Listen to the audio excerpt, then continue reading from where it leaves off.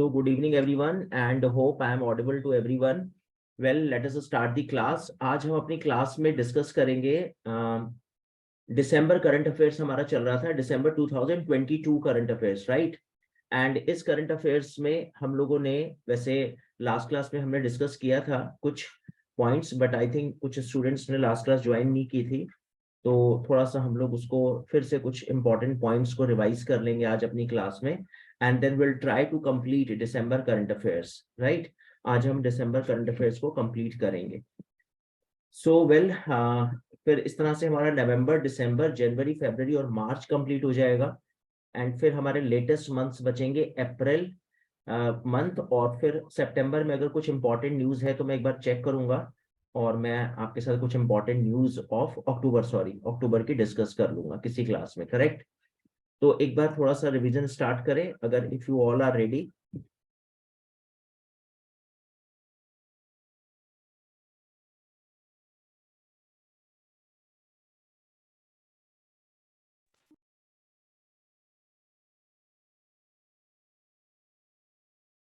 हाँ, ये अनुभव सितंबर तक की, मतलब नवंबर तक की है, बिल्कुल करेक्ट। सो हाँ, लेकिन उसमें क्या होता है कि, हाँ सुरभि, हम एक बार कल वाली क्लास को भी थोड़ा सा एक बार डिस्कस कर लेंगे आज, ठीक है। हाँ अनुभव, वही टारगेट हमारा वही है वैसे, नवंबर, दिसंबर, जैन, फेब, मार्च, अप्रैल, करेक्ट। टारगेट वही है, बस जैसे कई बार होता है कि कुछ ऐसा इंपॉर्टेंट पॉइंट जो हमें लगता है कि अक्टूबर में हुआ और बड़ी धमाकेदार न्यूज थी, तो इस पॉइंट ऑफ व्यू से हम लोग अक्टूबर में कुछ इंपॉर्टेंट पॉइंट्स एक बार उसको गो थ्रू कर लेंगे। मतलब मैं देख लूंगा, अगर मुझे कुछ ऐसा लगा तो वो किसी भी क्लास में, अप्रैल की क्लास में ही मैं उसको आपके साथ डिस्कस कर लूंगा। चलो अच्छा, ठीक है। तो सबसे पहले आप मेरे को जल्दी से ये बताओ, अब हम स्टार्ट करते हैं अपनी class without wasting the time. तो सबसे पहले युक्ति अबिल से पूछ लेते हैं। यस, युक्ति अबिल एंड पूछते हैं क्षितिज से। चलो पूछ लेते हैं, ये बताओ, हमने माइक्रो फॉरेस्ट का पॉइंट डिस्कस किया था, तो ये वो पॉइंट मैं पूछ रहा हूँ जो हम सब ने डिस्कस करे हुए हैं। तो उसमें आप ऐसा मत सोचना कि ये वो पॉइंट है जो हमने कल डिस्कस किए थे। कल वाले अभी मैं फिर से आपके साथ रिवाइज कर लेता हूँ जल्दी से। ये मैं कुछ नवंबर करंट अफेयर्स के पॉइंट्स पूछ रहा हूँ। हरित माइक्रो फॉरेस्ट, कौन से डिपार्टमेंट ने स्टार्ट की ये स्कीम कि मैं अपने डिपार्टमेंट के आसपास जो है छोटे छोटे फॉरेस्ट और प्लांटेशन करूंगा ताकि मेरे एम्प्लॉइज को फ्रेश एयर मिलती रहे 10 to 5। यस, सो करेक्ट है बिल्कुल। सो तन्नू ने आंसर दिया, सुरभि ने, रिया ने एंड क्षितिज ने भी, बिल्कुल। तो ये आईटी डिपार्टमेंट है, इनकम टैक्स डिपार्टमेंट है ये इंडियन गवर्नमेंट का। ठीक है, वेरी गुड, करेक्ट है।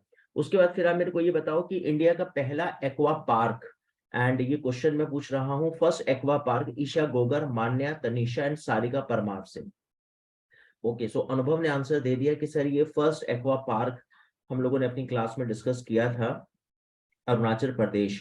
तो मेरे ख्याल से चैट सेक्शन पे, चैट बॉक्स पे आंसर आप लोग के बिल्कुल करेक्ट आ रहे हैं। अरुणाचल प्रदेश था जहां पे हमने एक्वा पार्क को डिस्कस किया। ठीक है, वेरी गुड। आप लोग अपना ना इंट्रोस्पेक्शन करते रहा करो, जैसे मैं 10 क्वेश्चन या 12 क्वेश्चन पूछ रहा हूँ लास्ट क्लासेस से, तो आपको सुन के क्लिक कर रहा है या नहीं। और अगर आपको 12 के 12 क्वेश्चन क्लिक किए सुनकर, तो उसका मतलब हमने रिवीजन, हमारा जो टारगेट था रिवाइज करने का, वो फुलफिल हो गया है ना। और आपकी भी स्टडीज का मतलब ठीक ठाक चल रही है। ठीक है, ठीक है, आर्यन में डाल दूंगा रिकॉर्डिंग उसकी।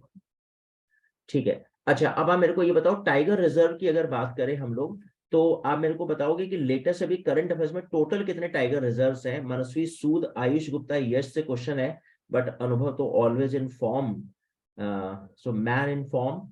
और Bhumi Khanna also, so yes, Bhumi Gupta also, so Manasvi and other student, Riya Sharma, Devjot and where is Tanu and Tanisha Chopra, Sara, Ishu Bhardwaj, ये सब कहाँ पर है स्टूडेंट। सो यस, करेक्ट है, 53 हमारे टाइगर रिजर्व है, करेक्ट है। और अभी हमने जब टाइगर सेंसस, इतना बता दो कि टाइगर सेंसस कितने ईयर्स के बाद हम लोग करते हैं, और लास्ट टाइगर सेंसस का ईयर क्या था। ओके, सो हितर्थ गुलाटी जी भी आ चुके हैं मैदान में, एंड सारिका परमार, देवजोत, रिया शर्मा, ये सभी स्टूडेंट बता रहे हैं। वैसे मेरा क्वेश्चन विदिता बजाज से था, अगर विदिता बजाज और हर्षिदक सिंह अगर बताते तो आई फील वेरी हैप्पी। वैसे आंसर सही है चैट बॉक्स पे, 4 इयर्स के बाद, and 22, yes very good Harshidak and Gulati ji ने बोला है 2022 और बाकी स्टूडेंट्स ने भी, करेक्ट है। अच्छा फिर आप मेरे को ये बताओगे कि हमारा Indian wild life protection act किस ईयर का है? What about the year of Indian wild life protection act? Tanisha Chopra से मेरा ये क्वेश्चन है and I am asking this question from सारा एंड यश अरोड़ा।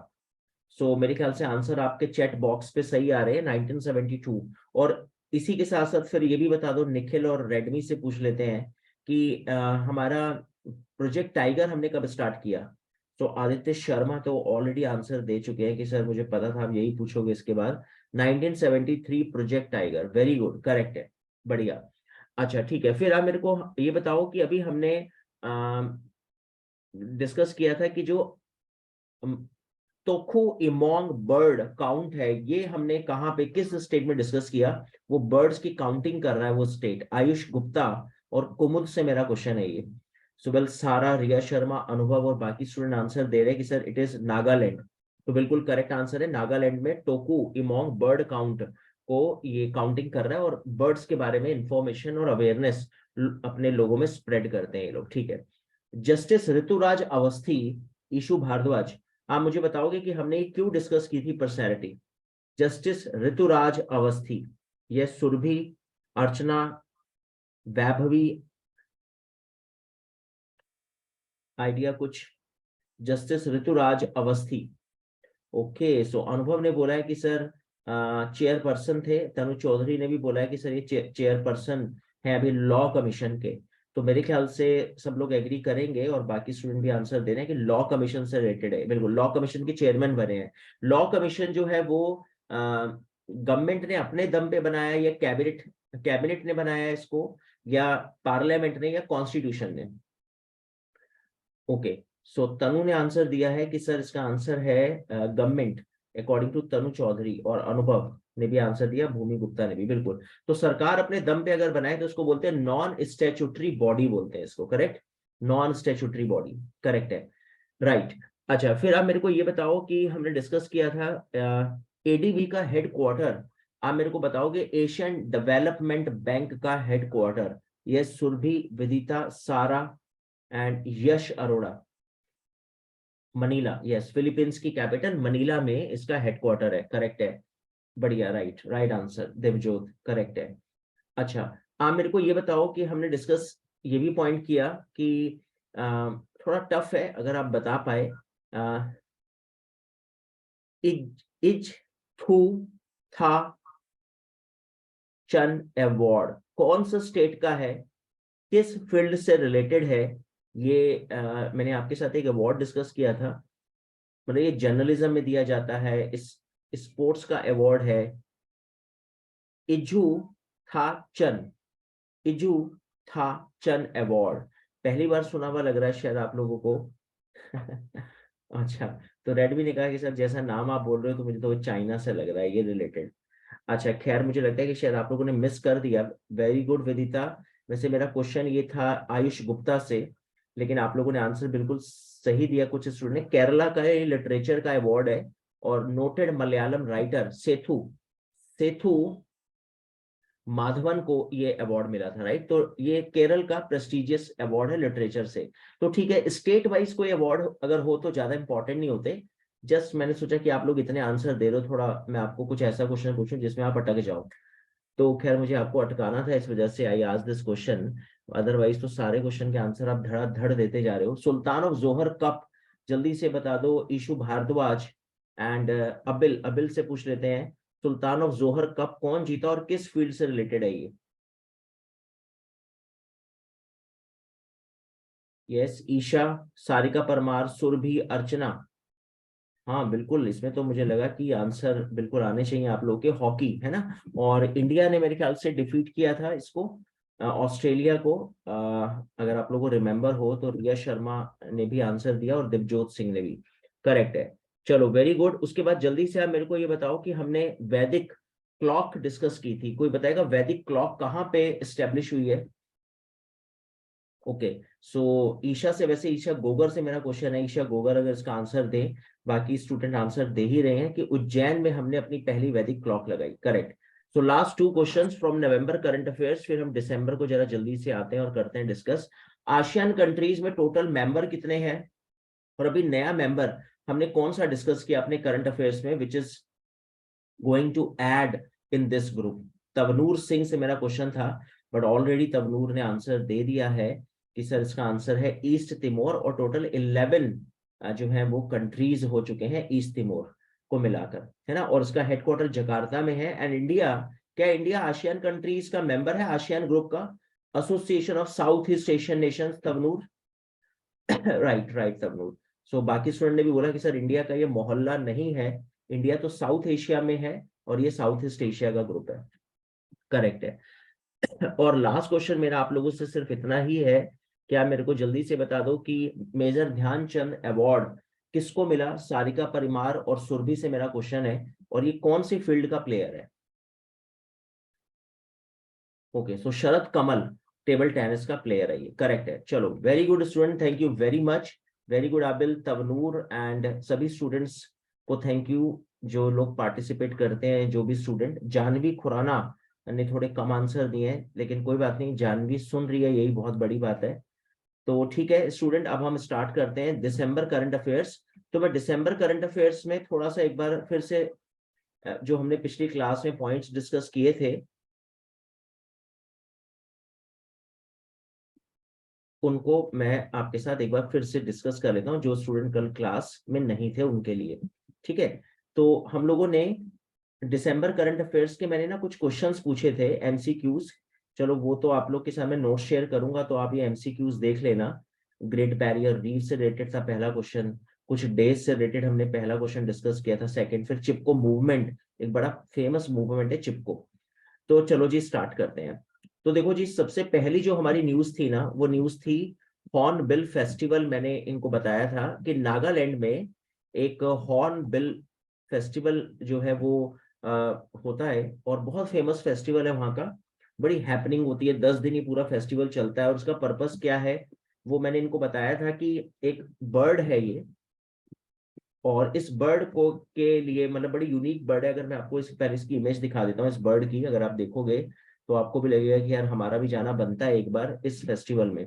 तो ये वो बर्ड है, और डिफरेंट डिफरेंट बर्ड्स को लेके अवेयरनेस देते हैं। वैसे मेन पर्पस इसका क्या है इस फेस्टिवल का, वो मैंने यहाँ पे स्लाइड पे मेंशन करा है कि डिफरेंट डिफरेंट जितनी भी ट्राइब्स है ना नागालैंड की, वो सब आती हैं, सब मिलजुल के जो है 10 दिन एंजॉय करते हैं, गेट टुगेदर होती है।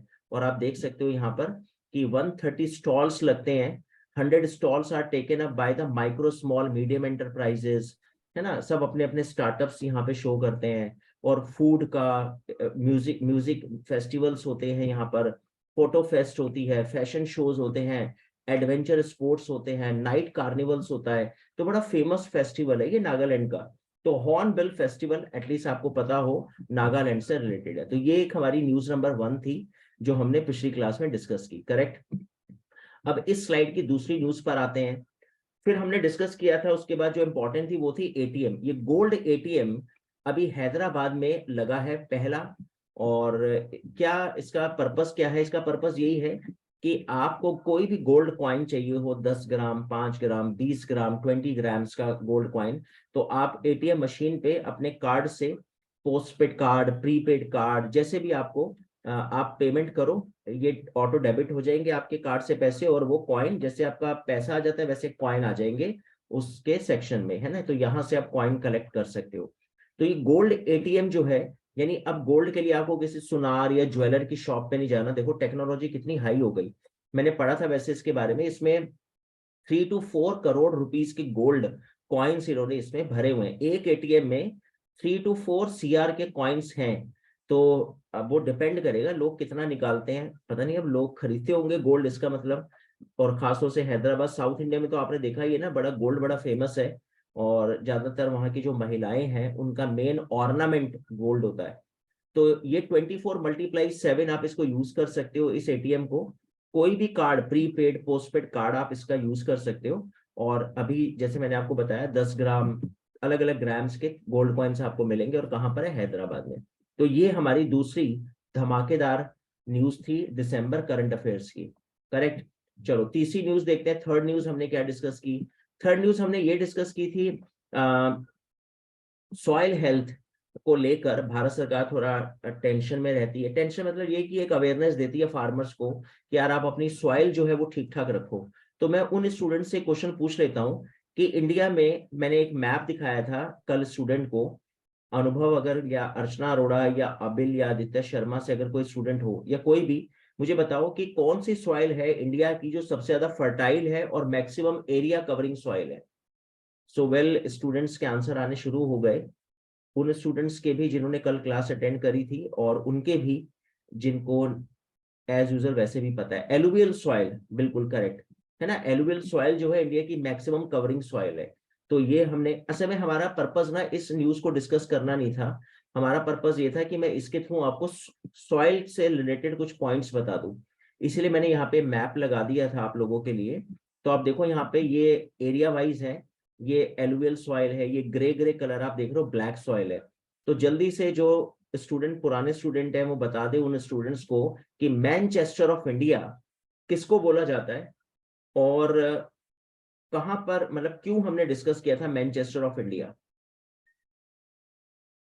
ओके, सो वेल, तनु और तवनूर ने आंसर दिया है कि सर अहमदाबाद। आदित्य शर्मा का भी आंसर आया है, बिल्कुल हम सबको पता है अहमदाबाद में सबसे ज्यादा कॉटन टेक्सटाइल मिल्स हैं, और मैनचेस्टर ब्रिटेन का एक बहुत बड़ा कॉटन टेक्सटाइल हब है। तो हम कंपेयर करें कि हमारा cotton textile hub Ahmedabad, Manchester of India, ये ओवरऑल इंडिया, नॉर्थ इंडिया का मैनचेस्टर मैंने इनको कल बताया था, मैंने क्या बताया, इन्होंने मेरे को बताया था कानपुर। तो उत्तर भारत का मैनचेस्टर है, मिस्टर गुलाटी और भूमि गुप्ता ने भी आंसर दिया कानपुर। तो जिसको नहीं पता वो नोट कर ले दो बातें, ओवरऑल इंडिया का मैनचेस्टर अहमदाबाद, नॉर्थ इंडिया का कानपुर। अब हम मैनचेस्टर को डिस्कस क्यों कर रहे हैं सॉइल वाले टॉपिक में, तो जरा इसको समझ लो। देखो मैंने ये क्वेश्चन इसलिए ऐसे लिंक किया था कि ब्लैक सॉइल का आप एरिया देख रहे हो, गुजरात और महाराष्ट्र, ये दो स्टेट है गुजरात एंड महाराष्ट्र। तो यहां पर सबसे ज्यादा ब्लैक सॉइल मिलती है, और ब्लैक सॉइल में सबसे ज्यादा होता है कॉटन, कॉटन रिच सॉइल है। तो ये हम बताना चाह रहे थे कि जिस जगह पे कॉटन कच्चा माल अवेलेबल हो, रॉ मटेरियल, तो वहां पे कॉटन टेक्सटाइल मिल्स लगेंगी। इसीलिए गुजरात और महाराष्ट्र में ज्यादा कॉटन टेक्सटाइल मिल्स है, क्योंकि वहां की मिट्टी, सॉइल, ब्लैक सॉइल कॉटन को के लिए फेवरेबल है। तो ये पर्पस था बताने का, ठीक है। वैसे एक क्वेश्चन मैं और पूछ रहा हूँ जो मैंने पिछली क्लास में आपके साथ डिस्कस नहीं किया था, टी और कॉफी के लिए कौन सी सॉइल फेवर करती है।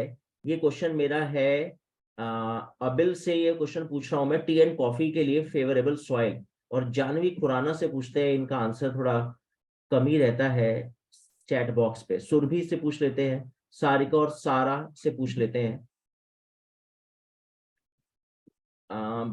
यस, जल्दी बताओ आंसर।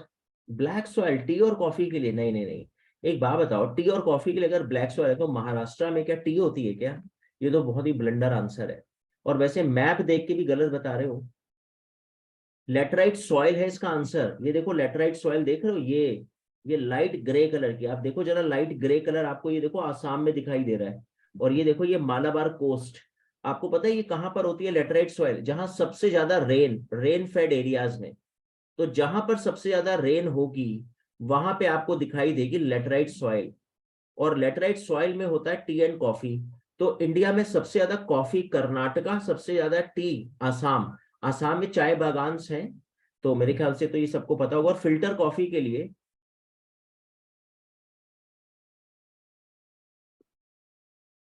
यस रेडवी, जीएम, जीएम क्या है जीएम? एक मिनट, यस आपका क्वेश्चन क्या है? अच्छा, तो मैं ये पूछ रहा था आपसे, ये गुजरात और महाराष्ट्र है, ये मैं बता रहा था कि दो स्टेट में ब्लैक सॉइल होती है, काली मिट्टी, गुजरात और महाराष्ट्र में। और मैं ये बता रहा हूं आपसे अब कि लेटराइट सॉइल है आपका मालाबार कोस्ट, ये मालाबार कोस्ट और ये आसाम। तो मालाबार कोस्ट में कॉफी और आसाम में चाय। तो कर्नाटक कॉफी में टॉप पे, आसाम चाय में। और फिल्टर कॉफी के लिए तो अगर आपने कभी सुना हो, कुर्ग फिल्टर कॉफी के लिए बहुत फेमस है। अगर आप में से कोई कर्नाटक का तो स्टूडेंट नहीं होगा, खैर ज्यादातर मेरे ख्याल से सब दिल्ली एनसीआर से ही हैं।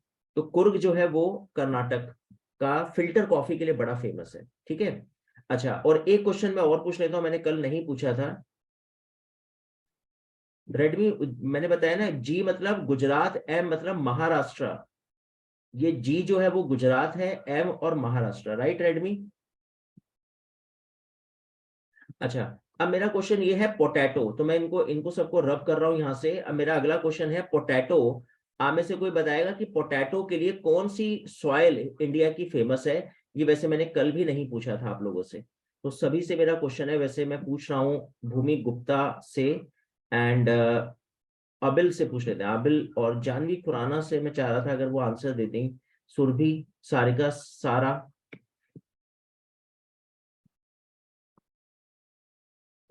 Yes yes yes, fast. तो ठीक है, मैं आपको बता दूं इसका राइट आंसर जो भूमि गुप्ता ने दिया, फॉरेस्ट।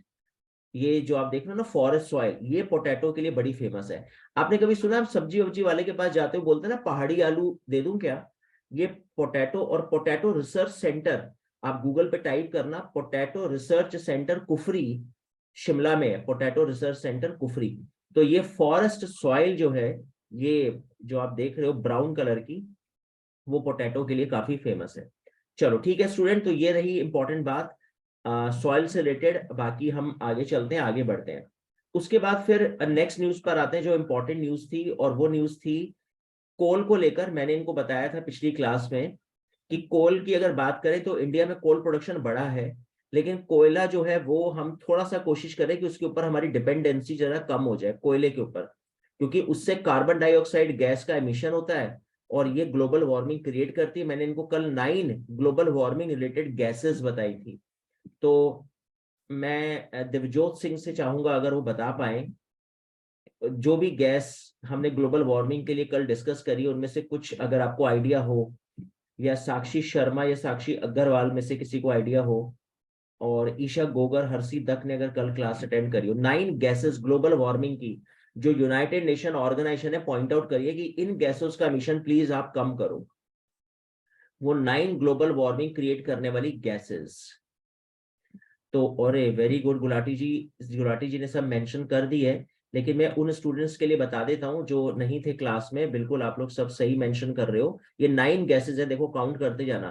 कार्बन डाइऑक्साइड, फिर कार्बन मोनोऑक्साइड है सेकंड, और फिर है सल्फर डाइऑक्साइड, फिर सीधा सीधा 3 गैसेस क्लोरोफ्लोरोकार्बन, हाइड्रोफ्लोरोकार्बन और प्लूरोफ्लोरोकार्बन। राइट, कितनी हो गई? 6 हो गई। फिर उसके बाद एक बड़ी फेमस गैस है N2O। कोई बताएगा स्टूडेंट N2O? मैंने पिछली क्लास में बताया था N2O को किस नाम से जानते हैं, क्या नाम है इस गैस का? और उन स्टूडेंट्स के लिए मैं क्लैपिंग करना चाहूंगा जिन्होंने 9 की 9 गैसेस लिखी। एंड वेरी गुड, तवनूर ने भी आंसर दिया कि सर लाफिंग गैस है, ये करेक्ट है। Right, right Tanisha, laughing gas इसको बोलते हैं। ठीक है, और उसके बाद फिर एक है मिथेन, CH4 मिथेन। इसको नाइट्रस ऑक्साइड बोलते हैं, लाफिंग गैस 9 2O, और ये CH4 मिथेन। और फिर सल्फर हेक्साफ्लोराइड, ये सल्फर हेक्साफ्लोराइड। तो ये 9 गैसेस स्पेशली पूरे वर्ल्ड में इनको लेकर अवेयरनेस यूएनओ ने स्प्रेड की है कि प्लीज इनका एमिशन एटलीस्ट कम करो। तो हम लोग कर रहे हैं कोशिश, NTR non traditional energy resources पे काम कर रहे हैं, जैसे solar energy, wind energy, garbage. लेकिन कोयले का प्रोडक्शन भी हम माइन से नीचे अब ढूंढ रहे हैं, मिल रहा है तो क्या करें, बनाना तो है ही ना कोयले से एनर्जी। और कोयला थोड़ा कर रहे हैं, फ्यूचर में इसको कम करेंगे, NTR पे फोकस करेंगे। लेकिन ये कुछ कोल माइंस मैंने यहाँ इंडिया की, sir why should we not depend on coal and prefer charcoal? देखो, वैसे ये साइंस का क्वेश्चन है, और फॉर्चुनेटली मैं साइंस का ही स्टूडेंट हूं तो मैं आंसर दे पाऊंगा आपको इसका। लेकिन अभी इतना शॉर्ट में बता देता हूं आपको कि जो कोल है ना, कोल से जो हम लोग गैस, जो हमारी जो एनर्जी जनरेट होती है, वो चारकोल से थोड़ा बेटर क्वालिटी की एनर्जी जनरेट होती है रादर देन चारकोल। करेक्ट।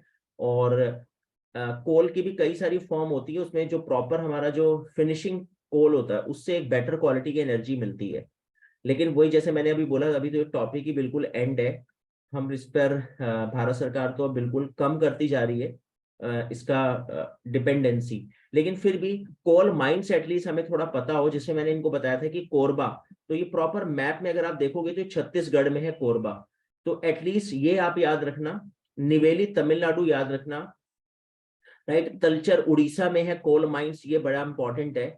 और बोकारो झारखंड वाला तो खैर एक दो बार मैंने कॉम्पिटिटिव एग्जाम्स में देखा। तो चलो कम से कम ये 3-4 एटलीस्ट याद रखो, अगर ज्यादा नहीं तो ये 3-4 तो रखो। वैसे तो ये जितनी भी मैप्स में यहाँ शो करी है ना मैंने, वो सारी इंपॉर्टेंट है, ये सभी कोल माइंस है इंडिया की, लेकिन कम से कम ये 3-4 याद रखो। चलो, तो ये हमारे पॉइंट्स थे जो हमने उस स्लाइड पे डिस्कस किए थे। एंड ये चारों न्यूज मेरे ख्याल से हो गई, hornbill festival, soil, coal and gold ATM, right. उसके बाद हमने आगे जो अपना नेक्स्ट पॉइंट डिस्कस किया था, वो पॉइंट था हमारा, आगे बढ़ते हैं, नेक्स्ट पर आते हैं। हाँ, फिर मैंने ग्रेट बैरियर रीफ इनको बताया था, ऑस्ट्रेलिया में है और वो डेंजर में है। ग्रेट बैरियर रीफ क्या है वो मैंने इनके साथ डिस्कस किया था कि ये इस तरह से अगर आप देखोगे तो ये ऑस्ट्रेलिया का मैप है, और ये एक तरह से सिंपल लेमैन लैंग्वेज है, समंदर के अंदर की चट्टान है जो नेचुरली फॉर्म हो गई। और ये चट्टान बनती कैसे है, जो समंदर के अंदर के क्रिएचर है वो उनकी डेथ होती जा रही है, और वो एक के ऊपर एक डिपॉजिट्स बनते चले गए और वो चट्टान का रूप ले गई। तो बिल्कुल टाइम कंज्यूमिंग है, अगर आपको यहां से यहां आना है तो आपको ये पूरा चक्कर काटना है, तो टाइम भी लगता है, फ्यूल भी वेस्ट होता है, लेकिन हम इसको छेड़ नहीं सकते क्योंकि नेचुरल बिल्ट है। तो अगर इसको छेड़ा या इसको काटा तो हो सकता है कि इसमें रहने वाले क्रिएचर्स की डेथ हो जाए, या हो सकता है ऑस्ट्रेलिया के इस कोस्ट के लिए ये सुनामी को प्रिवेंट करने का कॉज बनती हो, क्या पता भाई गॉड की ब्लेसिंग से ये बनी हो, और कल को अगर आपने इस बैरियर को हटाया और कल को अगर कोई सुनामी आया तो हो सकता है ऑस्ट्रेलिया में कोई तबाही ना हो जाए। ये मैं नहीं कह रहा, ये ऐसा ओशनोग्राफर्स बोलते हैं कि प्लीज इसको मत हटाना, होने दो वेस्ट, अगर कुछ होता भी है पैसा और टाइम, लेकिन इसको हटने से शायद कोई इकोलॉजिकल सिस्टम इम्बैलेंस होने के चांसेस होंगे और शायद और कोई नेचुरल डिजास्टर आ जाए। तो यूनेस्को ने इसको थोड़ा डेंजर जोन में डाल दिया कि यार ये टूट रही है, प्लीज इसको जरा देखो, करेक्ट। और ये इसकी मैं आपको और सुंदर इमेज दिखा देता हूँ, ये है वो ग्रेट बैरियर रीफ, ये पूरी चट्टान है, ये, और कई सारे क्रिएचर्स का देखो, अब ये आप देख सकते हो, टॉर्टोइज है, फिश है, इनके होमलैंड बन चुके होंगे यहाँ पर, correct. Why not land roots, Aditya Sharma ने पूछा है। देखो आदित्य, जब हम, वो तो है ही, लैंड रूट्स तो यूज करते ही हैं, आप समझे नहीं, पॉइंट को नहीं समझा आपने। बात ये है कि हम, वो तो मैंने अभी आपको यहां से यहां बोला, लेकिन कोई शिप पेट्रोल लेकर आ रहा है सऊदी अरेबिया से, या पैसिफिक ओशन में वो जो जापान से कुछ आ रहा है और वो यहाँ पे लोड करना है, तो वो जापान से आने वाला शिप जो है वो या तो यहाँ से होता हुआ जाएगा, और या फिर हाँ वही आपका कहना कि यहाँ पे वो अनलोड होगा और फिर यहाँ से वो लैंड रूट के थ्रू इस जगह पे पहुंचेगा। तो मतलब जब लैंड रूट में आप अब पेट्रोल तो आप कैसे पहुंचाओगे, तो फिर वो यहाँ से यहाँ तक इसको लेकर आते हैं, उसमें बहुत सारे पॉइंट्स हो सकते हैं। खैर, हमारा पॉइंट ये था कि ग्रेट बैरियर रीफ अभी डेंजर में है और इसको लेकर यूनेस्को ने अभी थोड़ी चिंता जताई है। ठीक है, आगे चलते हैं, नेक्स्ट पर आते हैं। उसके बाद फिर हमारा एक पॉइंट था जो हमने डिस्कस किया था कि ग्लोबल एविएशन, मैं इस स्लाइड पे हूं अभी, ये इंपॉर्टेंट था। वासना अरेंजमेंट हम ऑलरेडी डिस्कस कर चुके हैं, वो दिसंबर में डिक्लेयर हुआ था, और आई थिंक होप सबको पता है। वर्ल्ड हिंदी कॉन्फ्रेंस डिक्लेयर हुई थी कि फिजी में होगी फरवरी में, वो हमने फरवरी में कवर कर लिया। और वासनार अरेंजमेंट हम डिस्कस कर चुके हैं, जनवरी में होना था, दिसंबर में डिक्लेयर हुआ था। फिर उसके बाद ग्लोबल एविएशन मैंने इनको बताया था कि हमारे यहाँ पर ग्लोबल एविएशन सेफ्टी को लेकर पूरे वर्ल्ड में रैंक बनती है कि किन की एविएशन, सिविल एविएशन जो है वो थोड़ी सिक्योर है। और उसमें देखो सिंगापुर, वही फिर चांगी एयरपोर्ट, सिंगापुर एयरलाइंस ने फिर बाजी मारी और ये फिर से टॉप पर है। वैसे इंडिया की रैंक जो है वो काफी अच्छी हुई है सेफ्टी पॉइंट ऑफ व्यू से। आप देखो 2008 में तो हम 102 रैंक पे थे और अभी हम 48 रैंक पर आ चुके हैं, करेक्ट। तो देखो भाई, ये कुछ पॉइंट्स थे जो मैंने पिछली क्लास में डिस्कस किए थे। बाकी मैं कुछ और पॉइंट्स आपके साथ बाद में रिवाइज करूंगा, अभी मैं थोड़े नए टॉपिक्स पे चलता हूं और आगे डिस्कस करते हैं, करेक्ट। थोड़े जो पॉइंट्स रह गए वो मैं अभी करूंगा आपके साथ डिस्कस, फिर किसी करंट अफेयर्स में 6-7 पॉइंट हैं जो डिस्कस कर लेंगे दोबारा से। अभी हम चलते हैं और अब हम करते हैं कुछ नए पॉइंट्स को डिस्कस जो आप में से किसी ने भी अभी नहीं सुने। तो पहले एक न्यूज है यहाँ पर, रिजर्व बैंक ऑफ इंडिया ने रेपो रेट को 25 बीपीएस जो है बेसिक पॉइंट्स उसके इंक्रीज करिए रेपो रेट। खैर हमें पॉइंट से कोई मतलब नहीं, हमें इस परसेंटेज को भी छोड़ सकते हैं क्योंकि ये हर 3 महीने के बाद क्वार्टरली चेंज हो जाती है। मेरा तो पर्पस ये था कि मैं आपसे ये पूछूं कि रेपो रेट होती क्या है। तो इस क्वेश्चन को मैं शुरू करता हूं पूछना, क्योंकि अभी सबके लिए नया है। आदित्य शर्मा, आबिल, अनुभव, अर्चना अरोड़ा, आरुषि, ये सब ए वाले स्टूडेंट से पूछ लेते हैं, और दर्पित अगर बताना चाहे तो मोस्ट वेलकम। क्या होती है repo rate? Central bank lend to commercial bank. Okay okay, ठीक है। शॉर्ट टर्म लोन होता है, अच्छा ठीक है। एट विच आरबीआई लेंड्स, ठीक है। सारा ने भी आंसर दिया, the rate at which the RBI lends to commercial bank for short term, ठीक है। The rate at central bank grant loan to commercial bank for short term. Okay, ठीक है, डन है जी, चेक करते हैं। दर्पित ने बोला rate at which RBI gives loan to commercial bank, ठीक है, बिल्कुल राइट है। मैं आपको जरा थोड़ा सा यहाँ पे समझा देता हूँ। देखो, मैं अब एक स्लाइड लेता हूं, पहले वो स्लाइड देख लेते हैं थोड़ा, इससे आपको पहले आइडिया लग जाएगा। देखो, अगर इस स्लाइड की बात आप करो तो यहाँ पे आपको ना कुछ 2-3 रेट्स दिखाई दे रहे होंगे, रेपो रेट, बैंक रेट, और एक होता है मार्जिनल स्टैंडिंग फैसिलिटी। पहले मैं आपको ना ये 1, ये 2 और ये 3 थोड़ा अपनी लेमैन लैंग्वेज में आपको समझा देता हूँ। आप ऐसे इमेजिन करो कि जैसे फॉर एग्जाम्पल मैं बैंक हूँ, और ये है रिजर्व बैंक ऑफ इंडिया, और मैं भागा भागा अपने पापा के पास आया। अब आरबीआई को तो मैं पापा ही बोलता हूँ, बैंकों का डैडी है ये, सो banker of all bank.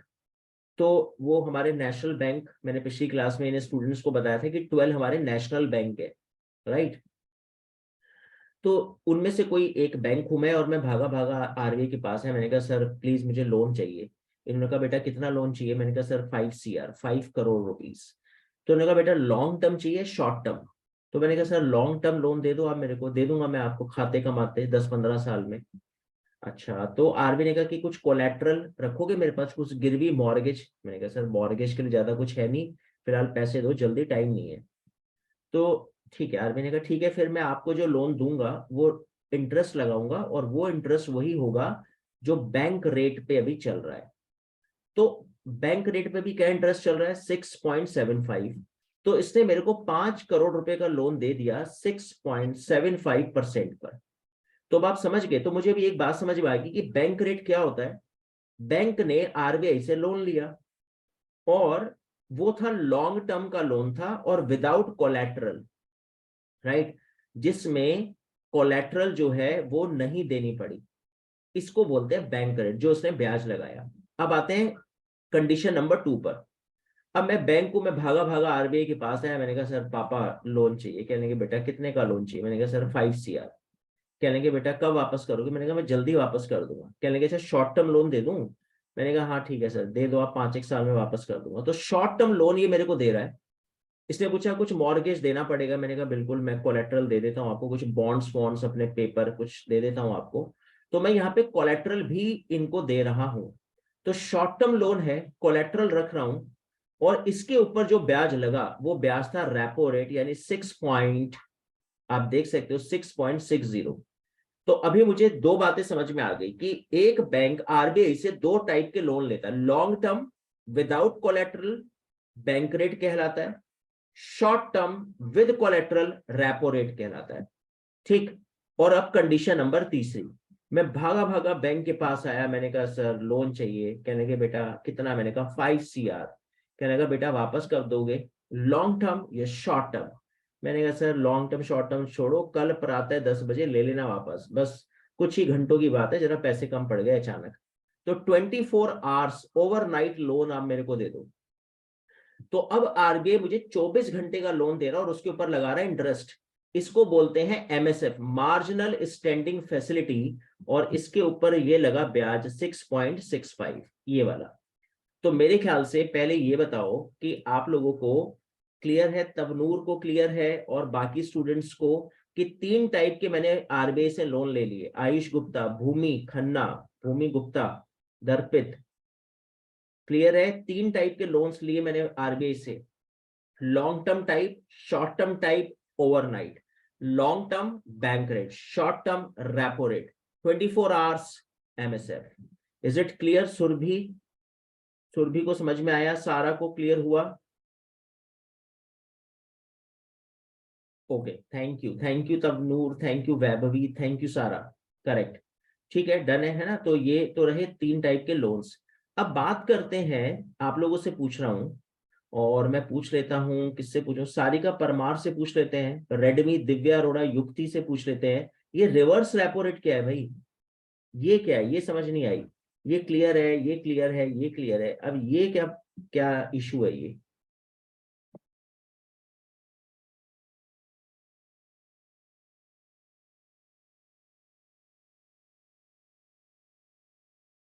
Okay, so student बोल रहे हैं कि सर ये वो रेट है the rate at which commercial bank parks its funds with central bank.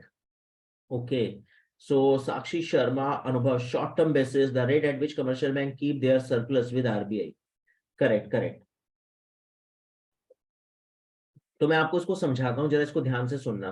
For example, अब आप ऐसे मान के चलो कि आपने पता नहीं ये योजना सुनी है या नहीं सुनी। ये चलो परख योजना, अगर आपको याद हो, परख, है ना। हमने एक योजना डिस्कस करी थी, परख, एनसीईआरटी की, सेंट्रल गवर्नमेंट की योजना है ना, वो यूनिफॉर्म एजुकेशन सिस्टम हमें लॉन्च करना है। करेक्ट। अब इस योजना को शुरू करने के लिए भारत सरकार को 200 करोड़ रुपए, 200 सीआर चाहिए। अब सरकार है ठन ठन गोपाल, ये चलो कोई नेशनल हाईवेज बनाने का प्रोजेक्ट है, बजट में प्रपोज करा है, 200 सीआर चाहिए, सरकार के पास पैसा नहीं है। अब सरकार देख रही है आशा भरी निगाहों से आरबीआई की तरफ कि भाई साहब शक्तिकांत दास जी कुछ कर देते यार, छाप वाप देते नोट 200 सीआर के। आरबीआई ने कहा सर हाथ जुड़वा लो, पैसे प्लीज ये मत बोलना कि प्रिंट कर दो। अभी मैं नई करेंसी देने के बिल्कुल मूड में नहीं हूं, क्योंकि नई करेंसी का मतलब है, फिर आप समझते हो ना, इन्फ्लेशन क्रिएट होने के चांसेस होते हैं। नई करेंसी, लिक्विडिटी आ जाएगी ना मार्केट में। तो गवर्नमेंट ने कहा यार फिर बताओ क्या करें। तो गवर्नमेंट ने कहा चल अच्छा एक काम कर फिर, ये हमारे ना बॉन्ड्स है, राइट, बॉन्ड्स, ये पेपर के पीसेस। तो एक बॉन्ड 1000 रुपीज का, ऐसे मान लो। तो एक काम करो, आप ये बॉन्ड्स ना हमारे दे दो, बैंकों को या कोई इंडस्ट्रीज लेना चाहे दे दो, 2 सीआर रुपए मार्केट से आप उठवा दो, और फिर हम इन्हें ब्याज के साथ 5 साल या 10 साल के बाद जो भी हम टाइमिंग रखते हैं बॉन्ड्स रिटर्न करने की, विद इंटरेस्ट इनको वापस कर देंगे। तो आरबीआई ने क्या करा, 100 सीआर के बॉन्ड्स तो दे दिए टाटा को, बिरला को, मुकेश अंबानी ग्रुप को। 100 सीआर के बॉन्ड्स इन तीनों इंडस्ट्रीज ने ले लिए, और 100 सीआर ये कागज का टुकड़ा ये दे दिया बैंकों को, और बैंकों ने 100 सीआर का कैश आरबीआई को दे दिया। तो आरबीआई वही, मतलब सरकार आरबीआई को इंटरेस्ट देगी, आरबीआई इनको इंटरेस्ट वापस करेगा। तो ये जो अब आरबीआई इनको ब्याज देगा इस 100 सीआर पे, ये कहलाता है रिवर्स रेपो रेट। तो लेमैन लैंग्वेज में आप ऐसे बोल लो कि बैंकों ने आरबीआई को कैश, अपना एक्सेस अमाउंट पार्क कर दिया, और उससे वो ब्याज ले रहे हैं आरबीआई से। तो बिल्कुल आप लोगों ने सही आंसर दिया था, मैंने थोड़ा उसको और थोड़ा उस बॉन्ड के पॉइंट ऑफ व्यू से आपको समझा दिया। ये बताओ, पहले क्लियर हो गई, चारों टर्म्स क्लियर हैं, repo rate, bank rate, MSF, reverse repo rate. तो कुछ स्टूडेंट्स को तो क्लियर है, युक्ति को अगर क्लियर हुआ हो, या जानवी खुराना को, जानवी से पूछे, तनिषा, सुरभि, सारिका, तवनूर, इन सबको क्लियर है स्टूडेंट्स को? Okay, thank you Janvi, thank you Aditya, thank you Riya, thank you Tavnoor. Correct. Okay Tanisha, correct. तो बस ये पर्पस था, इसीलिए हमने आपके साथ ये पॉइंट डिस्कस किया। अदरवाइज रेपो रेट बढ़ गई घट गई उससे हमें कोई मतलब नहीं, क्योंकि हर 3 महीने के बाद चेंज हो जाता है, और वो आपके एग्जाम जब तक आएगा वो फिर बदल जाएगी, तो इसलिए हम उसको डिस्कस नहीं करते ना, एग्जामिनर आपसे पूछेगा कभी। हाँ बिल्कुल साक्षी, ये सब आप लोगों ने 12th क्लास से पढ़ा होगा, इसलिए भी थोड़ा क्लियर होगा आप लोगों को, बिल्कुल, तो इसीलिए भी आप लोगों को थोड़ा जल्दी समझ में आ गया। तो बिल्कुल सही है, फिर तो आगे बढ़ते हैं। ठीक है, अब हम आते हैं अपनी न्यूज पर, और ठीक है, यहाँ पर और कोई खास बात नहीं है इसमें, नेक्स्ट पर चलते हैं। फिर उसके बाद ओएनजीसी, बस इतना मेरे को पूछना था सिर्फ आपसे, ओएनजीसी का जो चेयरमैन बना वो तो चलो बना है अरुण कुमार, वो हमारे लिए इंपॉर्टेंट नहीं है, मैंने तो सिर्फ आपसे एक रिवीजन करवाना था। और वो रिवीजन क्या है, पहले तो मैं पूछता हूँ, किसी स्टूडेंट से पूछता हूँ, सुरभि से पूछ सकते हैं, और हम पूछ सकते हैं विदिता से, दिव्या अरोड़ा से। ये ओएनजीसी नवरत्ना कंपनी है या महारत्ना? कुछ आइडिया है किसी को? इज इट नवरत्ना और Maharatna company? Okay, so Anubhav ने महारत्ना बोला है, लेकिन उसने बोला है क्वेश्चन मार्क है सर, थोड़ी कंफ्यूजन है। ठीक है ठीक है ठीक है, बाकी स्टूडेंट अगर कोई बताना चाहे। सुरभि ने बोला नवरत्ना। ओके साक्षी, फुल फॉर्म में बताता हूँ अभी आपको ओएनजीसी की, वैसे चलो बता देता हूँ, oil and natural gas corporation. तो देखो, नो डाउट एट ऑल, मैं आपको पहले एक चीज बता दूं, ये महारत्ना कंपनी है, oil and natural gas corporation. और मैंने एक लिस्ट आपको नोट्स शेयर किए थे, पता नहीं अब आपने नोट्स वो रिवाइज करे हैं नहीं करे। कई बार स्टूडेंट ना बड़े मैसेजेस आते हैं क्लास क्लास के बाद कि सर नोट्स नहीं शेयर हुए, प्लीज नोट्स दे दो। नोट्स दे तो देते हैं, लेकिन स्टूडेंट पढ़ता कम ही है नोट्स। इसीलिए ना मैंने जैसा फील करा है कि जो क्लास में करवा दो तो करवा दो, और अगर आपने कुछ स्टूडेंट के भरोसे छोड़ा तो फिर स्टूडेंट जो है वो करता नहीं है। बट ये साक्षी शर्मा ने आंसर सही दिया, जिन स्टूडेंट्स ने आंसर दिया इसका उन्होंने थोड़ा गो थ्रू किया होगा। वो मैंने 12 महारत्ना कंपनीज की एक लिस्ट दी थी, उसमें ओएनजीसी मेंशन है। तो NTPC national thermal power corporation, NHPC national hydro power, ONGC, SAIL, BHEL, ये सारी कंपनियां महारत्ना है। तो oil and natural gas corporation Maharatna company है। चलो ठीक है, आगे बढ़ते हैं, moving to next. Chipko movement मैंने इनके साथ पिछली क्लास में डिस्कस किया, एंड नेशनल हाईवेज मैंने इनके साथ डिस्कस किए थे। ये दोनों पॉइंट मैंने इनके साथ लास्ट क्लास में डिस्कस कर चुका हूं, फिर भी बता देता हूं मैं आपको। लेकिन उससे पहले टाइम्स मैगजीन की बात करते हैं। टाइम्स मैगजीन एक बड़ी फेमस मैगजीन है, और जनरली ये क्या करती है, जो दिसंबर में इसका पब्लिश होता है ना, ये मंथली मैगजीन आती है टाइम्स की। जो इसका जनवरी वाला इशू होता है ना, उसके फ्रंट पेज पे ये उस व्यक्ति की फोटो लगाती है जो पिछले साल जनवरी से दिसंबर जिसने धूम मचाई हो। समझ रहे हो? ध्यान से सुनो। जैसे मैं आपको ये एग्जांपल देता हूं, जनवरी से दिसंबर 2022 में जिस बंदे ने धूम मचाई, जनवरी के 2023 के इशू पर उस की कॉपी पर फर्स्ट पेज पर ये उस बंदे का फोटो लगाता है टाइम्स मैगजीन, और उसको बोलता है ये मेरा पर्सन ऑफ द ईयर। और इस बार इसने यूज करी, सबको पता है, यूक्रेनियन प्रेसिडेंट जेलेंस्की। और क्यों करी है वो आप समझ ही गए, जो ब्रेवनेस इसने दिखाई। वैसे मेरे को तो कोई ब्रेवनेस नजर आई नहीं, पूरा कंट्री बर्बाद हो गया, लोग देश छोड़ के चले गए, और मतलब कोई फायदा नहीं था इस दुश्मनी का, इस वॉर का। और इस वॉर से हुआ भी क्या, कोई फायदा थोड़ी ना हुआ, है ना। अब आप ठीक है, आप ये बोलो कि मैं हीरो हूं, मैंने रशिया के साथ में भिड़ गया, लेकिन जब आप इतने बड़े कंट्री के प्रेसिडेंट होते हो ना, तो एक जान भी अगर आपके देश में आपकी वजह से चली जाए तो आपकी रिस्पॉन्सिबिलिटी बनती है। पूरा का पूरा यूक्रेन कब्रिस्तान बन चुका है, और ऐसे में अगर आप ये बोलो कि मैं रशिया के साथ भिड़ रहा हूं अभी भी, तो ऐसी हीरोपंती का कोई फायदा नहीं है।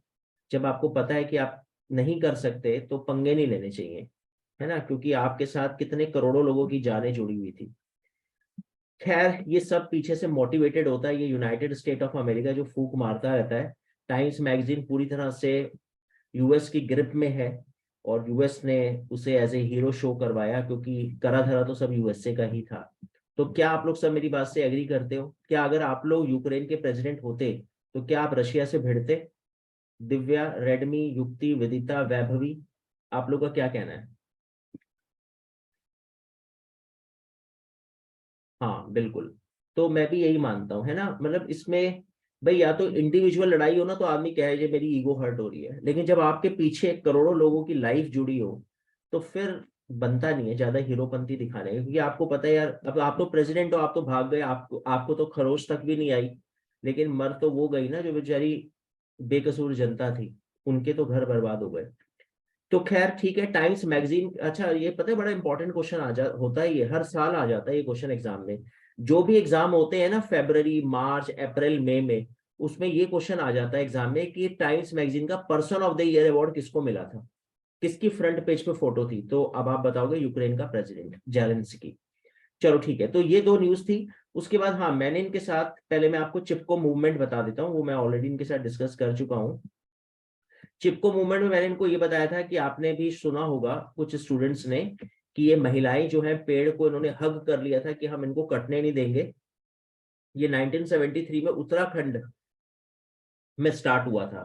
राइट। और चंडी प्रसाद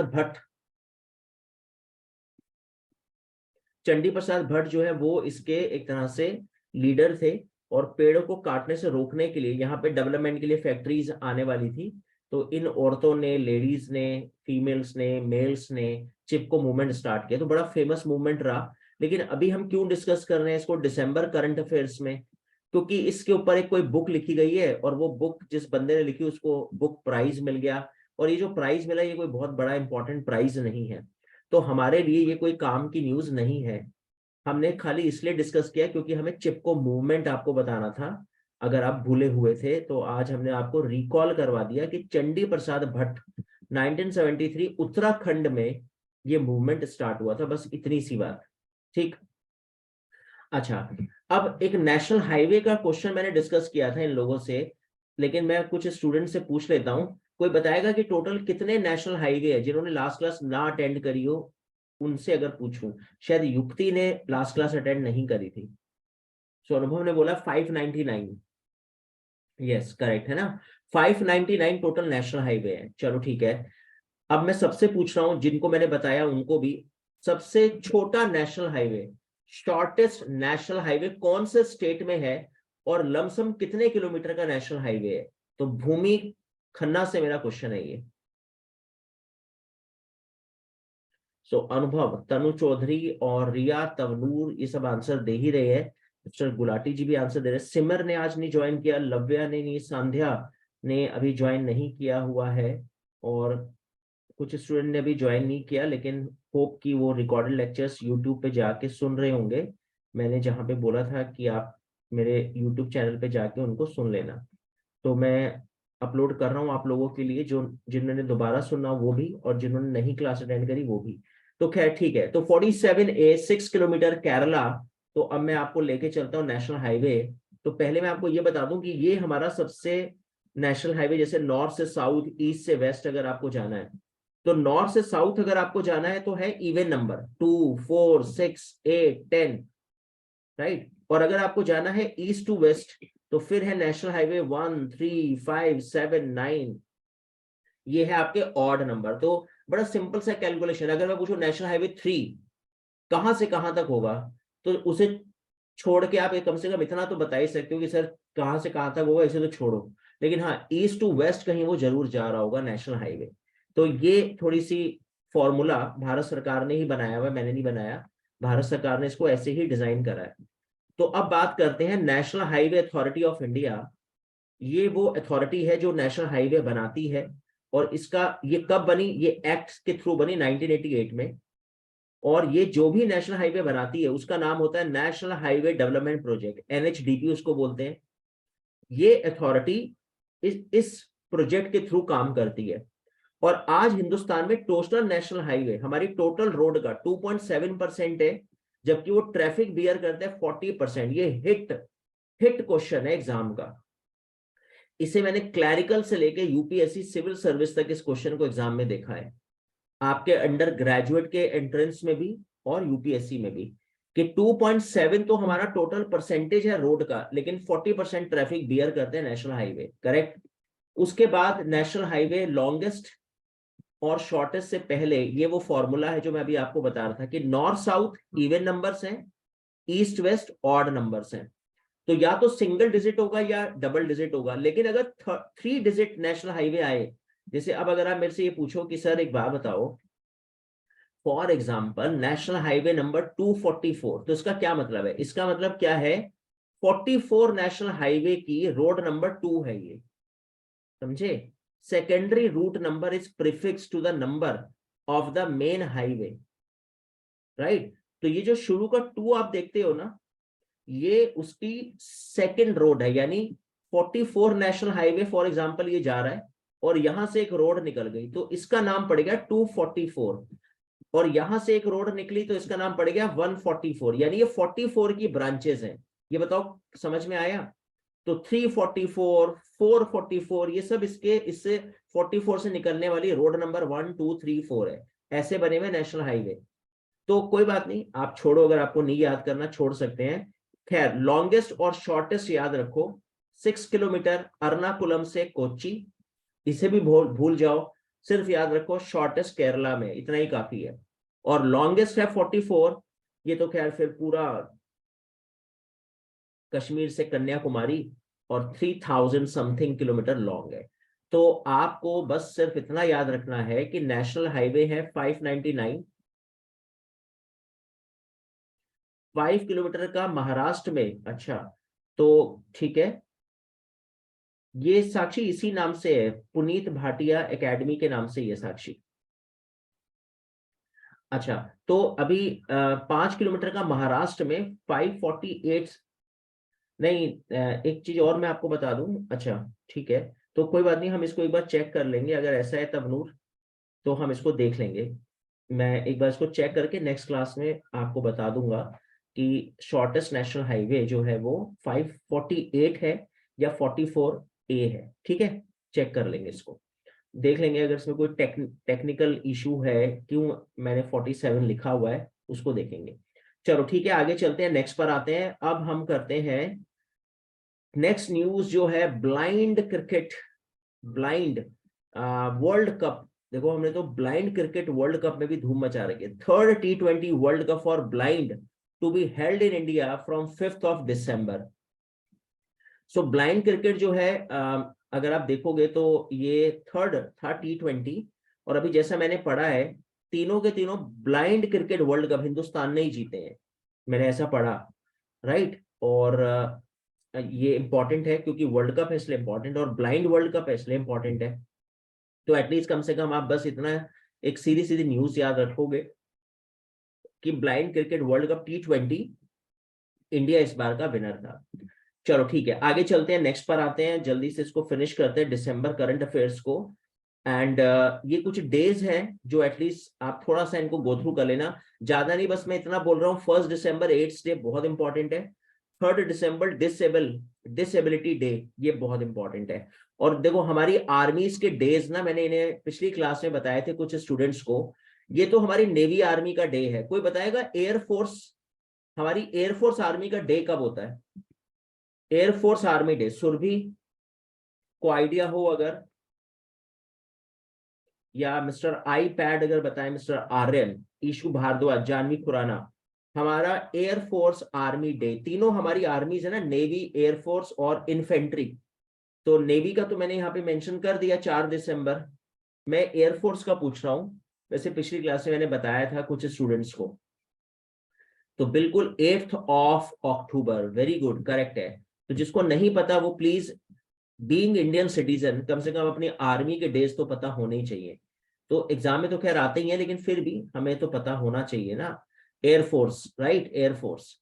अच्छा, उसके बाद 15 जनवरी हमारा है आर्मी डे, और ये हमारी इन्फेंट्री। तो आप समझ गए, ये हमारे तीन आर्मी के 3 डेज, नेवी आर्मी 4 दिसंबर, एयरफोर्स 8 अक्टूबर, और इन्फेंट्री पैदल 15 जनवरी। करेक्ट, राइट, तब राइट भूमि, करेक्ट, बिल्कुल, हमने पिछली क्लास में डिस्कस किया था। तो ये कुछ 4-5 डेज दिसंबर में, AIDS day, world disability day और नेवी डे, कम से कम फर्स्ट 10 डेज के ये डेज तो याद रखना दिसंबर के। चलो अब मैं आपसे एक बड़ा इंपॉर्टेंट क्वेश्चन पूछ रहा हूं, और वो क्वेश्चन ये है कि अगर कभी आप बैंक में जाओ और बैंक में आपके साथ कोई, आप किसी इंप्लॉय से नाराज हो, तो आप क्या करते हो? तो आप कंप्लेन कर सकते हो। आपको कुछ राइट्स का आइडिया है अपना, कि अगर आपको बैंक से रिलेटेड कोई कंप्लेन करनी हो तो क्या ऑप्शन है आपके पास? तो देखते हैं आप आपका IQ लेवल, आपकी नॉलेज का दायरा कितना है। क्षितिज, क्षितिज, कुमुद, मनस्वी, ईशु से पूछते हैं कि अगर आपको बैंक के एम्प्लॉइज की कोई कंप्लेन करनी हो, या बैंक से आप सेटिस्फाइड नहीं हो अपनी होम ब्रांच से, तो आप क्या करोगे? ब्रांच मैनेजर को अनुभव कह रहा है सर मैं तो बैंक अकाउंट ही नहीं है। ये भी बात सही है कि सर अकाउंट ही नहीं है तो मैं क्या करूंगा बैंक जाके।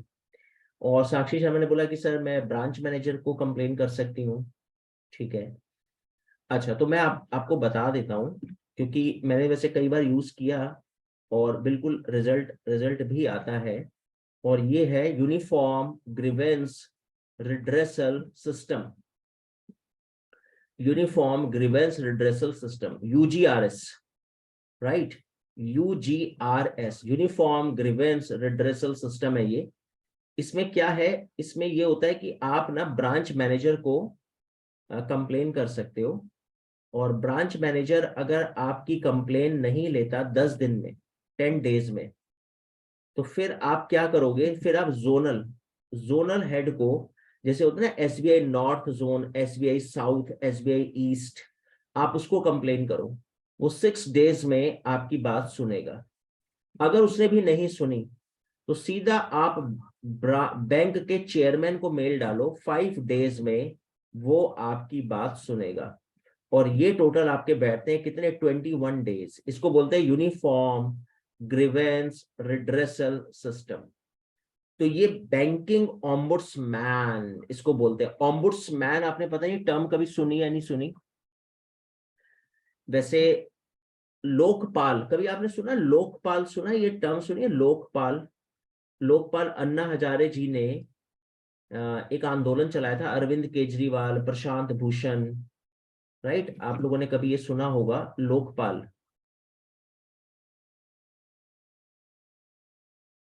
हाँ, वहां पे कर सकते, कस्टमर सपोर्ट सर्विस वर्विस काम नहीं करती। ये 303 का इंजेक्शन है, डायरेक्ट एकदम मुगली घुट्टी 555 है, यूजीआरएस, एकदम इसमें रिप्लाई आता है। खैर, मैं आपको एक पॉइंट बता रहा हूँ। आप लोगों ने ये अन्ना हजारे का लोकपाल कैंपेन सुनी है कभी? लोकपाल कैंपेन आपने सुनी हो या अपने पेरेंट्स से सुनी हो? हाँ, ऑम्बुड्समैन इन्वेस्टिगेशन रिलेटेड होता है, करेक्ट, राइट तबलू। असल में क्या है कि ये जो ऑम्बुड्समैन है ना, इसी का हिंदी वर्जन है लोकपाल। तो ये हर डिपार्टमेंट में हम यूज कर सकते हैं इस टर्म को।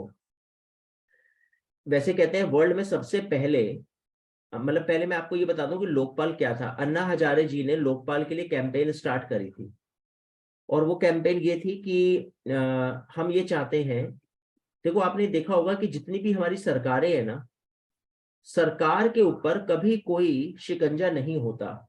जैसे मैं बात करूं CBI, central bureau of investigation, है ना, CID, crime investigation department, NIA, national investigation agency का नाम आपने सुना होगा।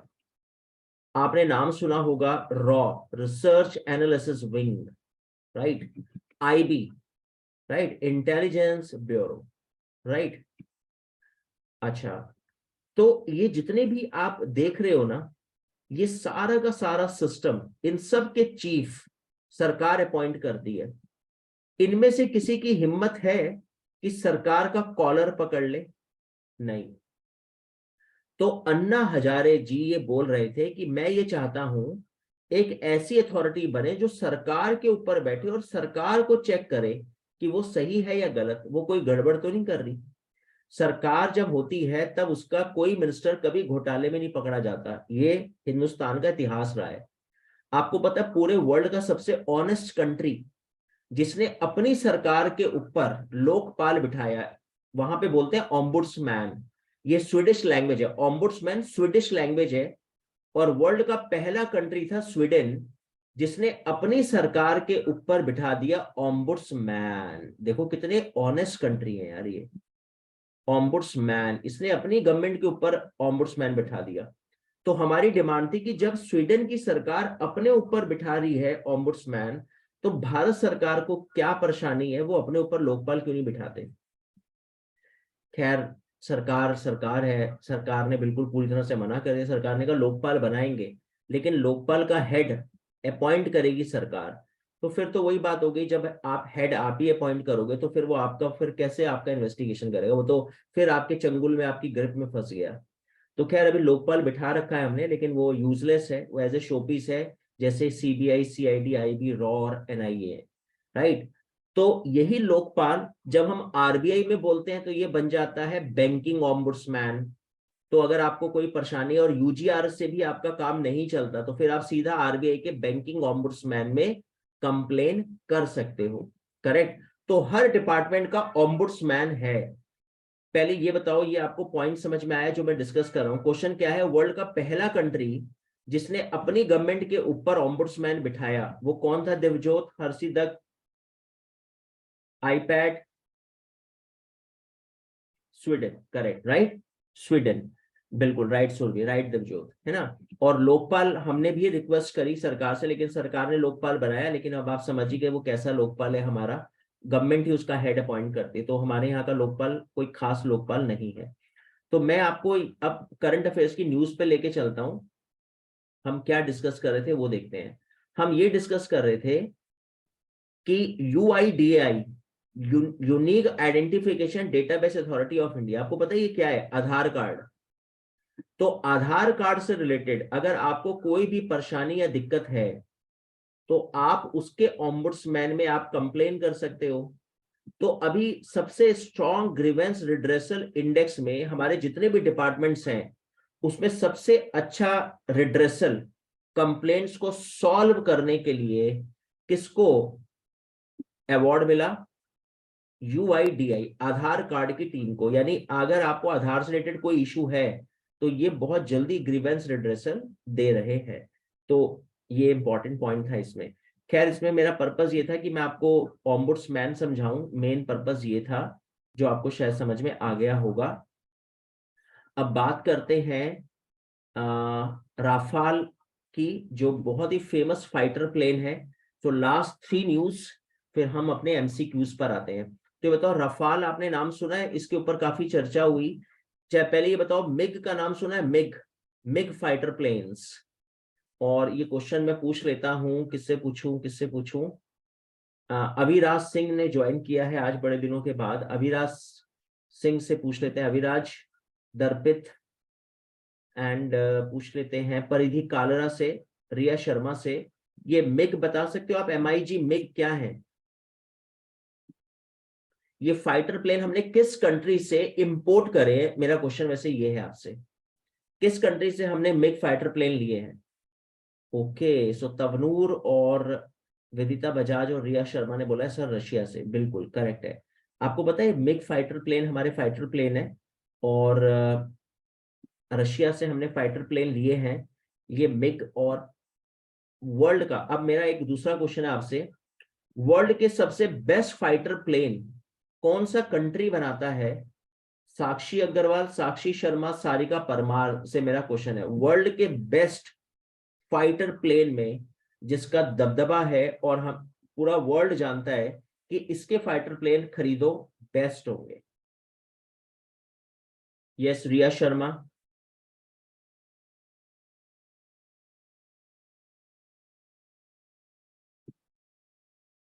ओके, तो हाँ, जनरली स्टूडेंट आंसर जो है वो देगा यूनाइटेड स्टेट ऑफ अमेरिका। अभिनंदन का नाम आपने सुना होगा, अभिनंदन तो मिग लेके पाकिस्तान में वो एंट्री कर गया था। बिल्कुल करेक्ट।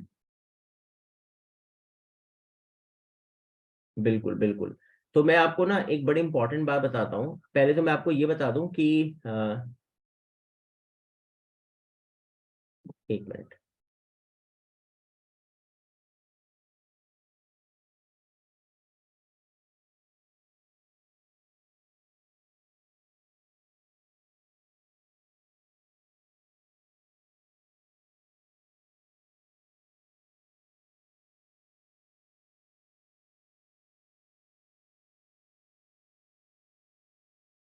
हाँ, तो मैं आपके साथ ये डिस्कस कर रहा था कि ये जो फाइटर प्लेन है ना, ये मिग रशिया का है, लेकिन बेस्ट क्वालिटी के फाइटर प्लेन बनाता है फ्रांस। आपको याद है जब हमने बालाकोट पे एयर स्ट्राइक की थी, तो हमने तो रात 3 बजे जाके बालाकोट पे एयर स्ट्राइक करी, और हमने पहले ही बता दिया था कि हमारा सिविलियन अटैक नहीं है, हमारा टेररिस्ट अटैक है। मैंने शायद आपके साथ डिस्कस की थी ये बात। यूएनओ के परमानेंट मेंबर्स को हमने पहले ही बता दिया था कि सर हम लोग अटैक करने जा रहे हैं। अटैक के बाद हो सकता है पाकिस्तान चीखेगा चिल्लाएगा कि मेरे ऊपर इंडिया ने अटैक कर दिया, तो प्लीज आप इसकी बात मत सुनना, हमारा टारगेट है टेररिस्टों पे अटैक करना। तो हमने यूएसए को चुपचाप पहले ही बता दिया था, फ्रांस को भी हमने बता दिया, हमारी फॉरेन मिनिस्ट्री ने। रशिया के साथ तो हमारी पक्की दोस्ती, ऐसे बताओ ना बताओ, ये हमेशा हमारे साथ है। और हमने ब्रिटेन को भी बताया, चाइना को हमने नहीं बताया क्योंकि चाइना तो गद्दार है, वो बता देता है पाकिस्तान को पहले ही कि भैया पिटने वाले हो आप। खैर हमने 4 को इसलिए बता दिया कि कल को अगर कोई इशू हो तो 4:1 से हमारे फेवर में बात रही। हमने रात 3 बजे जाके बालाकोट पे अटैक किया, हमारे मिग फाइटर प्लेन्स गए, बमबारी करके वापस आ गए। और बालाकोट इस्लामाबाद से 150 किलोमीटर दूर है, यानी पाकिस्तान के घर में घुस के उसकी पिटाई करके आए थे हम। अब पाकिस्तान तो तिल मिल आ गया। पाकिस्तान की स्थिति ऐसे है ना कि सांप छुछुंदर वाली स्थिति है। इसने हल्ला मचाया कि नहीं मेरे ऊपर अटैक हो गया, तो यूएस फ्रांस रशिया ने कहा कि नहीं वो टेररिस्ट थे तेरे वहां पे, उनके ऊपर अटैक हुआ है। खैर अब इसे लगा इसकी बेइज्जती हो रही थी सब जगह, इसकी इसकी जो जनता है वो भी बोल रही थी कि हमारे ऊपर अटैक कर गया, पाकिस्तान की सरकार चुप बैठी है। ये अगले दिन कंगी शंगी करके सुबह 10 बजे आपने F-35 का नाम सुना होगा, ये F-35 फाइटर प्लेन लेकर आए और ये इन्होंने हमारे ऊपर अटैक किया। खैर जैसे ही ये हमारे ऊपर अटैक करने हैं हमने शूट आउट कर दिया और F-35 प्लेन इसका ध्वस्त हो गया। अब ये है भी तो बेवकूफ ना, सुबह 10 बजे अटैक करने आ रहा है, बताओ। हम रात 3 बजे कर रहे हैं चुपचाप, ये 10 बजे आ रहा है। हमने तो शूट आउट कर दिया और वो इसका प्लेन क्रैश हो गया। फिर हमने ये फैलाया कि पाकिस्तान ने हमारे ऊपर अटैक किया, हमने शूट आउट करके उसका प्लेन क्रैश कर दिया। पाकिस्तान मुकर गया, कहने लगा नहीं मेरा तो ये प्लेन ही नहीं था। तो आपको पता है यूएसए ने भी ये बात बोली कि पाकिस्तान जो है वो हमने कहा ये F-35 यूएसए का है और यूएसए से आप ही ने परचेज करा हुआ है। तो पाकिस्तान ने मना कर दिया कि नहीं ये F-35 नहीं है, और यूएसए ने भी मना कर दिया कि F-35 नहीं है। और यूएसए पाकिस्तान को फेवर कर रहा था। तो उसका रीजन पता है क्या था? हमने F-35 को शूट आउट किया अपने मिग फाइटर प्लेन से, और हमारा मिग फाइटर प्लेन है 1970s का जो हमने रशिया से लिया। और F-35 बिल्कुल लेटेस्ट वर्जन है 2010 के यूएसए के।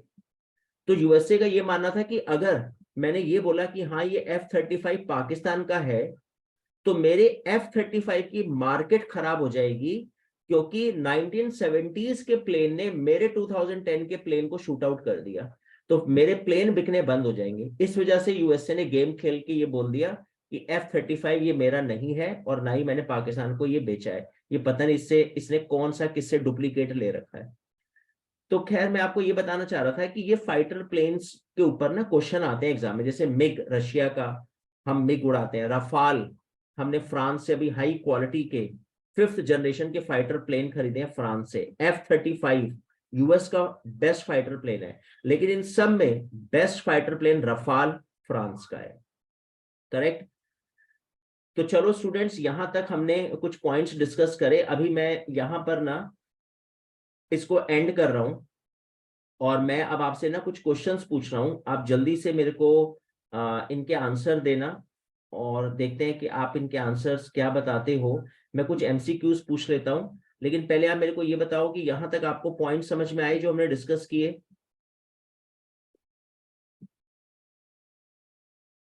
सुरभि, सारिका, तनु, तवनूर, विदिता, परिधि, रिया शर्मा, आईपैड, ईशु, जानवी, कुमुद, मनस्वी, यहां तक क्लियर है? कोई पॉइंट जो ना समझ में आया हो मैं दोबारा बता देता हूं आप लोग को। Okay, thank you Tavnoor. Correct. चलो ठीक है, फिर कुछ एमसीक्यूज पूछ लेते हैं आपसे और देखते हैं कुछ, अगर हमने ना भी डिस्कस करा तो थोड़ा कोशिश करना तुक्का लगाने की, और देखना कि आपको ये आते हैं या नहीं। क्वेश्चन नंबर आई थिंक 1 2 3 हमने पूछ लिए थे, ये क्वेश्चन नंबर 4 है जो मैं आपसे पूछने जा रहा हूँ। Yes.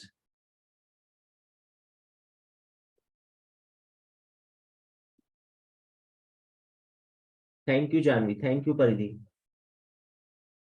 So please give the answer of question number 4.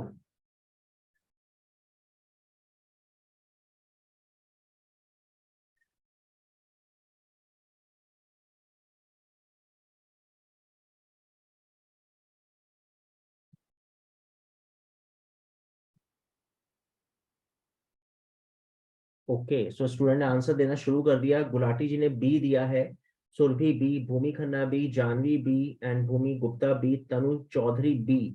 तो मैक्सिमम स्टूडेंट आंसर बी दे रहे हैं। तो ठीक है, चेक करते हैं, देखते हैं। तो मेरे ख्याल से national highway authority parliament act 1988 से बनी, ये तो बिल्कुल मैंने बताया। बट साक्षी शर्मा बिल्कुल समाज से एग्री नहीं है, उन्होंने बोला 4C। देखते हैं। और टोटल नेशनल हाईवे हमारे 2.7% है टोटल रोड का। लेकिन ये देखो यार, यहाँ तो गड़बड़ है, 10% नहीं 40% है वो जो हम ट्रैफिक बियर करते हैं नेशनल हाईवे, तो ये तो रॉन्ग हो गया। और नेशनल हाईवे डेवलपमेंट प्रोजेक्ट उसको बोलते हैं, बिल्कुल करेक्ट है। तो 1 और 3 करेक्ट है, और 1 और 3 कहाँ आ रहा है? बी में आ रहा है। तो आई थिंक साक्षी आप समझ गए होंगे, सभी का आंसर सही है। इसका आंसर होगा बी फॉर बॉम्बे। चलो जी, वेरी गुड, करेक्ट है। तो क्वेश्चन नंबर 5th पर आते हैं, और आप देखो जरा इसका आंसर बताओ अगर कुछ आइडिया हो आपको। तो एक न्यूज मैंने आपके साथ शेयर की है, और एक न्यूज मैंने आपको अभी बातों बातों में स्लाइड दिखाई थी वैसे।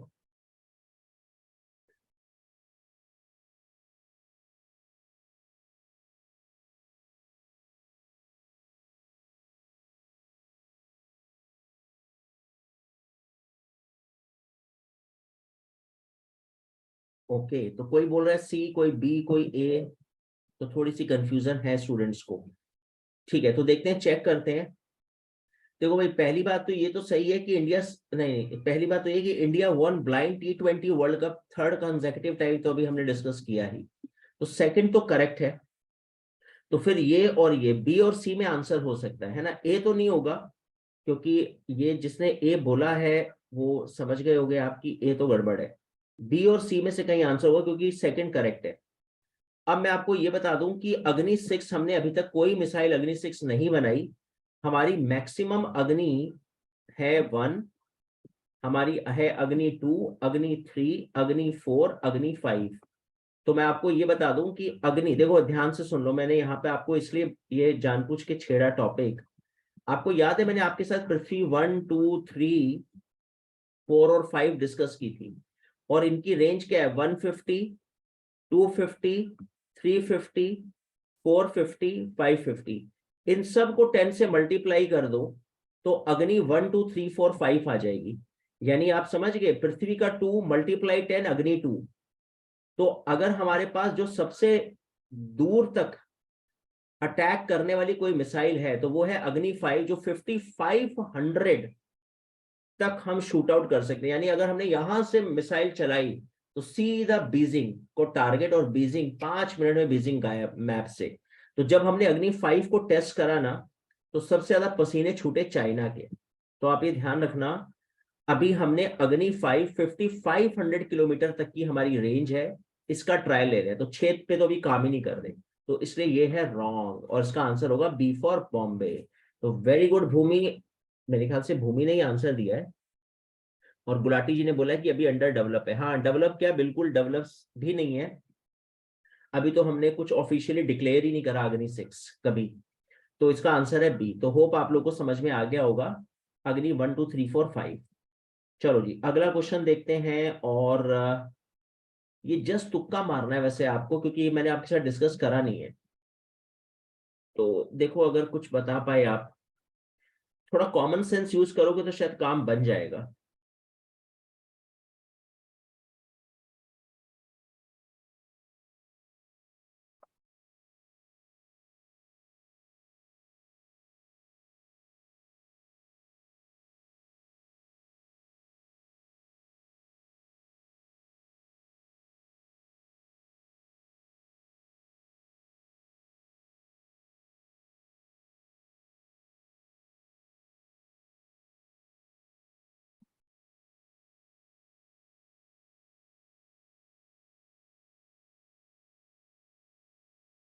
ओके, तो देखते हैं आप लोगों के क्या आंसर आ रहे हैं। वेल, ठीक है, तो फिर से थोड़ी कंफ्यूजन है स्टूडेंट को इसको लेकर।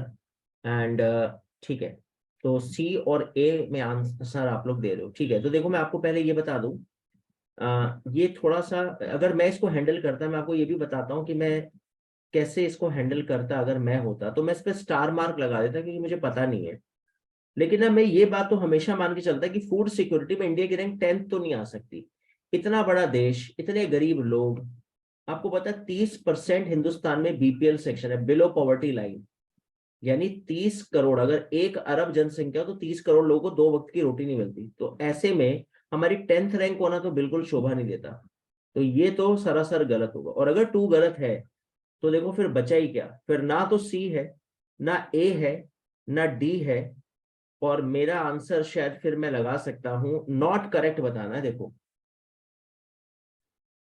हाँ, नॉट करेक्ट है, तो भाई यहाँ पे तो फिर फंस गया मामला, क्योंकि फिर ए भी हो सकता है, सी भी हो सकता है, और ऑल भी हो सकता है। बिल्कुल बिल्कुल, यहाँ पे तो फंसने वाली बात है।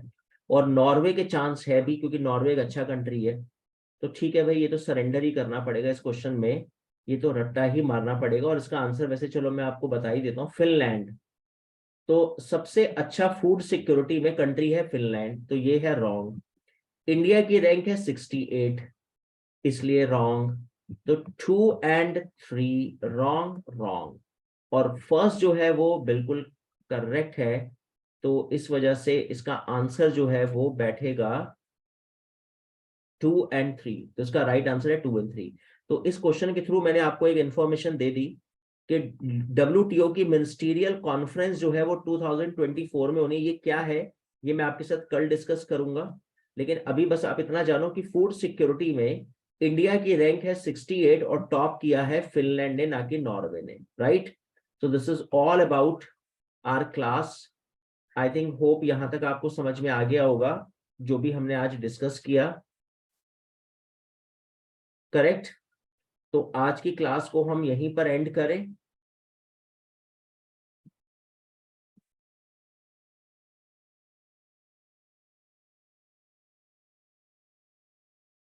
हाँ, तुक्का सही है।